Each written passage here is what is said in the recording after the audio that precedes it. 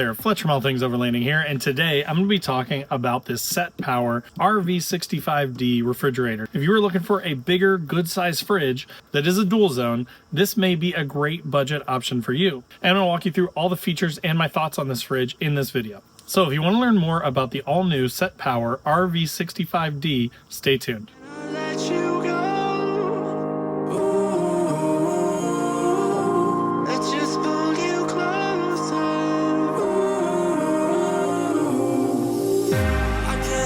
Where it came from, but you got it, my got it. It began in the land of the sandstorm. I fought it, though I wanted everything to do with what you gave to me.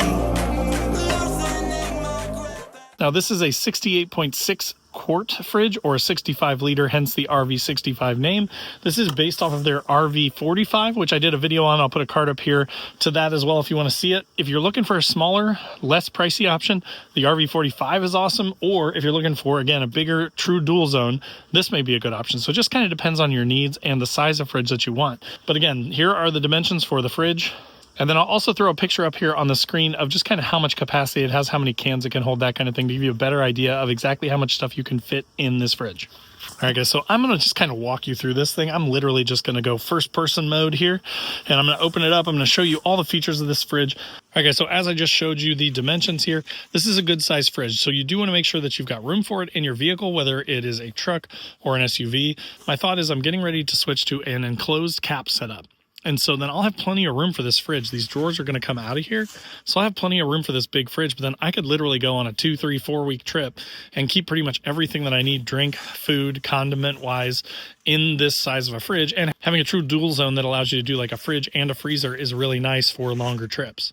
So now that I've kind of shown you the dimensions and everything, let's dive into all the features of this fridge. First and foremost, these clasps are really super simple, stainless steel, but they work extremely well. You can actually see them pull the lid closed. We've got some really nice rubber grommeting in here that sits right down on those lips.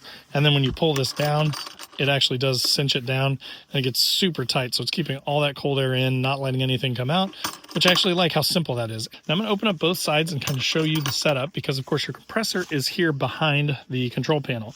So before we open it up, let's look at the control panel. Because it's a true dual zone, it's going to show you what's the left bin, which is, of course, the left bin looking at this display panel, and then the right bin, which is the side with the compressor.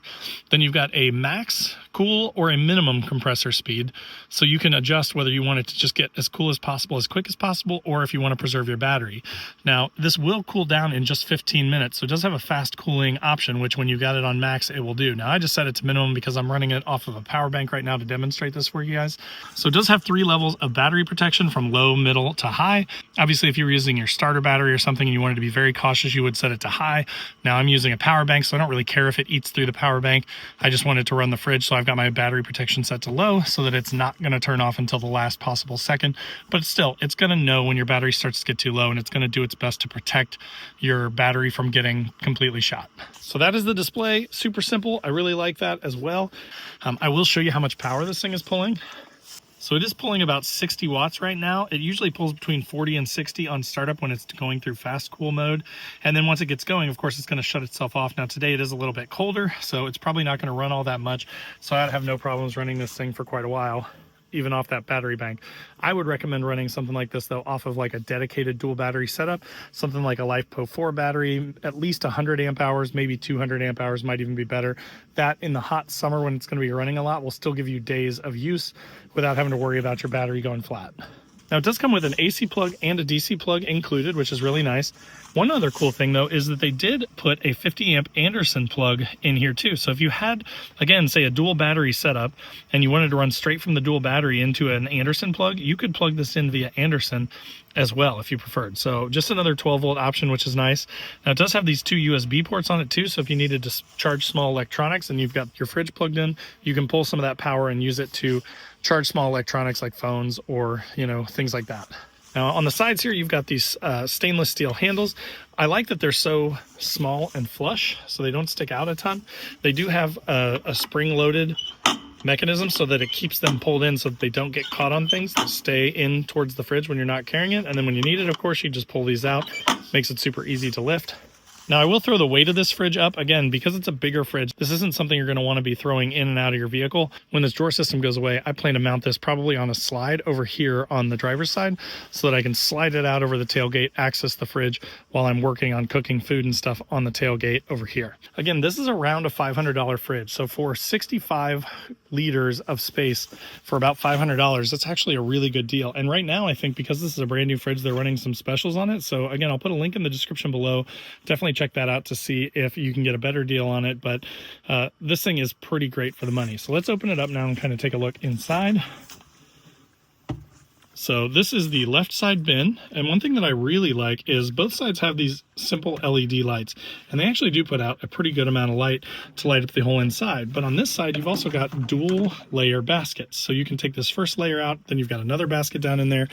I find, in my experience, most of these, they try and be just as cheap as possible. They put one giant single basket in there, right? But then you still have to stack all your food up. So let's say what you needed is on the bottom. You've got to go through this entire tall, big basket of food to get to what you need. Versus with this, again, you can separate it. Or if you did have big stuff, you can take one of these baskets out, just use the bottom basket, stack your stuff up, put your taller stuff in there. It gives you some flexibility, which I really like. I mostly take smaller things. I take things like Pops, Cokes, sodas, whatever you want to call them, depending on whether you're from the Midwest or not, beer, that kind of thing. And then I'll take some condiments, some ketchup, some mustard, and usually like hamburgers, hot dogs, that kind of thing.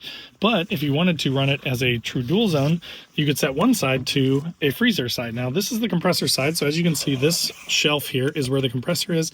And then you've got this space down in here. So again, if you had some taller stuff, if you wanted to put some ice cream sandwiches or something like that in here, you could do that. You've got another LED light over here. But again, between these two boxes, you've got a ton of space in here for almost anything that you could want to store in a fridge.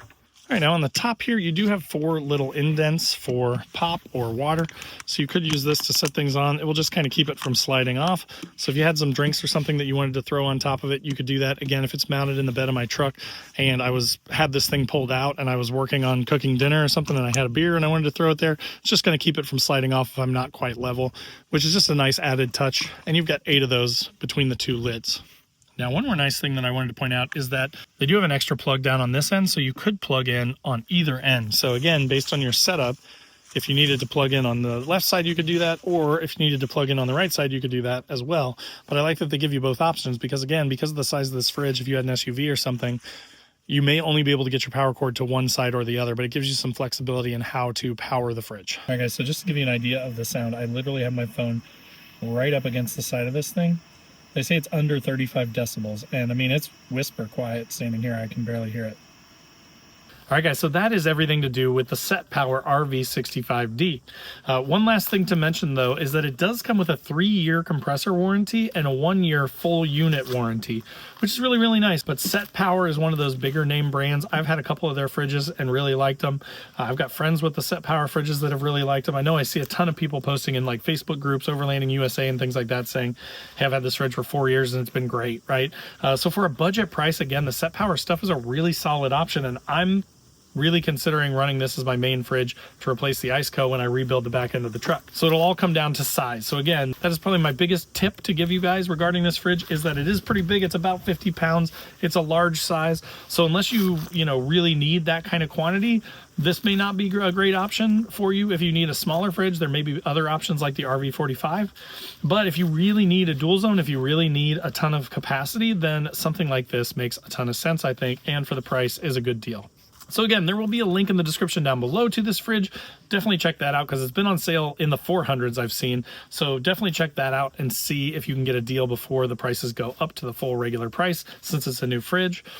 Of course, in the description below will be links to all of my social channels. If you want to follow along, definitely check those out. There's also a link to all my featured partners, which my featured partners are awesome, awesome companies that really I just have had their products or I've worked with in some capacity or another and been really impressed with. They're not necessarily paid partners or anything like that. They're just a bunch of awesome companies that I really like. And so I kind of put them in every description of my videos. But so definitely consider checking those out because they're great brands to support and they have awesome products. One of those is Livson. I'm wearing their pants here. They've got some really awesome clothes. I've got their long sleeve shirt on underneath it here, but Livson is awesome. There's, Nitto, there's a bunch of good companies down there. So again, if you're looking for quality, trustworthy companies to buy gear from, those are great options, and you should definitely click through those links down below. Also below this video is a join button. That's just a passive way to support the channel, get you early access to the videos. There's also a link in the description to my Patreon group, which is kind of a more active way to be involved with the channel. We've got a Discord where we chat. We do a once a month Zoom call, and we're trying to take a trip or two every year, which has been a ton of fun. And then, of course, there is the Newbie Overlanders Facebook group. This is totally free to join. There's over 21,000 members. If you're newer to overlanding, or if you are tired of the big groups where everybody just bullies each other, this group's a little different. We try and help out the newbies. We try and get people interested in overlanding, so definitely check that out. And then last but not least, there's a link to my website where I've got funny camping, overlanding themed stickers and patches, things like "Don't burn your wiener and it's a hot dog," or "I hate people so I camp," or all things overlanding logoed merch. So if you're looking for any of that stuff, no pressure, but definitely check that out as well. And again, thanks for checking this out. I hope that was helpful information on the Setpower RV65D. If you have any questions, post up in the comments below, and we'll see you next time.